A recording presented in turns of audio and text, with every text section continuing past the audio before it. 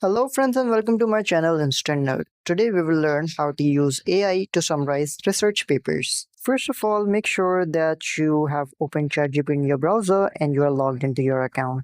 Now from here you can type in the prompt, but before that you need to click on this plus icon and click on add photos and files.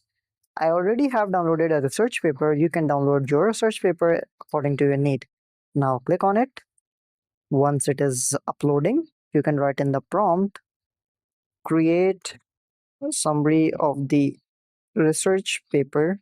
You can also include some relevant details, highlight the key findings and the abstract in the research paper, and also give a synopsis. Now hit enter. Now wait for a while and let ChatGPT do your work.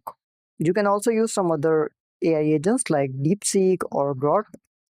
Now here you can see ChatGPT has given me the abstract, the background, the objective, the methods which has been used over there. So here are the key findings you can see. So you can write in your prompt according to your need. Thank you so much for watching the video. If you like it, please like and subscribe to our channel.